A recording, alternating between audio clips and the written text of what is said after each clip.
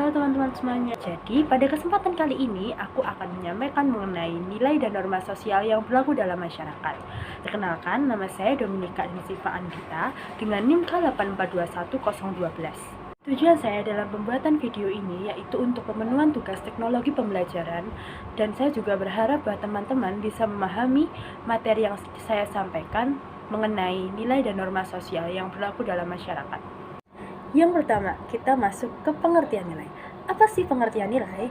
Secara sederhana bisa dijelaskan bahwa nilai itu merupakan standar budaya yang menunjukkan sebuah kebaikan yang tentunya diinginkan sebuah masyarakat. Yang selanjutnya kita masuk ke jenis-jenis nilai. Penjelasan yang pertama mengenai nilai material. Nilai ini bersifat fisik dan berguna bagi manusia, misalnya pakaian yang pantas dikenakan. Tentu saja nilai ini bersifat relatif, di mana penilaian masyarakat yang satu dengan masyarakat yang lainnya mengenai pakaian yang baik bisa saja memiliki pandangan yang berbeda. Yang kedua yaitu penjelasan mengenai nilai vital. Nilai vital ini adalah nilai yang berguna bagi manusia yang berfokus pada aktivitas yang dilakukan oleh manusia. Misalnya saja ketika pandemi, siswa-siswa diberikan kuota dari pemerintah agar proses pembelajaran secara daring bisa berjalan dengan baik. Untuk penjelasan yang selanjutnya mengenai nilai kerohanian. Nilai ini dibagi menjadi 4. Di sini aku akan menjelaskan mulai dari nilai keindahan dulu. Nilai keindahan ini bersumber dari keindahan indrawi atau yang dipandang oleh manusia. Contohnya saja, standar kecantikan wanita pada umumnya yaitu memiliki tubuh yang langsing dan kulit yang putih. Poin yang selanjutnya yaitu mengenai kebenaran. Nah, nilai kebenaran ini bisa dibuktikan dengan fakta. Misalnya, makhluk hidup itu dikatakan bernafas. Nilai yang selanjutnya merupakan nilai kebaikan atau nilai moral. Nilai ini merupakan nilai yang berasal dari kesadaran diri manusia. Misalnya, ketika ada orang yang mengalami kesulitan ketika menyeberang jalan dan kita sedang ada di situ, maka kita memiliki kesadaran bahwa kita harus membantu orang tersebut untuk menyeberangi jalan. Dan poin yang terakhir merupakan poin kerohanian, di mana nilai ini merupakan nilai yang bersumber dari Tuhan. Contohnya ketika kita menjalankan perintah agama.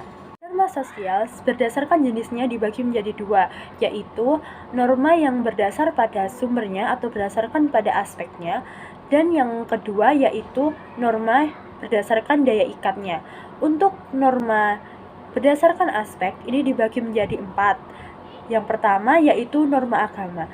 Adanya norma agama ini akan mengatur hubungan antara manusia dengan Tuhannya. Contohnya kita memiliki kewajiban untuk beribadah ke tempat ibadah sesuai dengan agama kita. Untuk yang selanjutnya yaitu norma hukum. Norma hukum ini biasanya berisi perintah dan larangan untuk mengatur warga negaranya. Misalnya saja ketika pengendara belum mendapatkan SIM. Norma kesusilaan ini merupakan segala aturan hidup yang berasal dari hati nurani manusia. Jadi contoh dari norma kesusilaan ini yaitu mencontek ketika ulangan. Yang terakhir yaitu norma kesopanan. Norma kesopanan ini merupakan norma yang mengatur pergaulan manusia. Saja ketika kita bertemu guru, maka kita akan memberikan salam atau mencium tangannya. Untuk yang selanjutnya kita masuk ke norma yang berdasarkan pada daya ikat. Di sini juga dibagi menjadi 4. Penjelasan yang pertama mengenai folkways atau kebiasaan. Jadi norma ini merupakan aturan dengan kekuatan yang lebih tinggi daripada usage, berasal dari kebiasaan yang berlaku di dalam masyarakat. Misalnya saja ketika kita bertamu ke rumah orang, kita akan otomatis mengetuk pintu atau mengucapkan salam. Yang selanjutnya penjelasan mengenai usage atau cara. Sanksi yang diberikan kepada pelaku hanya berbentuk sebuah cemoohan. Misalnya kita terbiasa di negara kita makan menggunakan tangan, sedangkan di negara lain mereka makan menggunakan sendok. Biasanya hal tersebut akan berbentuk cemoohan. Selanjutnya yaitu norma tata kelakuan. Nah, norma ini merupakan aturan yang mengontrol perilaku masyarakat. Misalnya saja ketika orang mengkonsumsi narkoba, dia diberikan hukuman berupa kurungan penjara. Yang terakhir yaitu norma istiadat. Jadi norma jenis ini adalah suatu aturan yang ada dan sudah diturunkan dari generasi ke generasi dan sifatnya mengikat. Misalnya saja ketika salah satu prosesi lempar beras.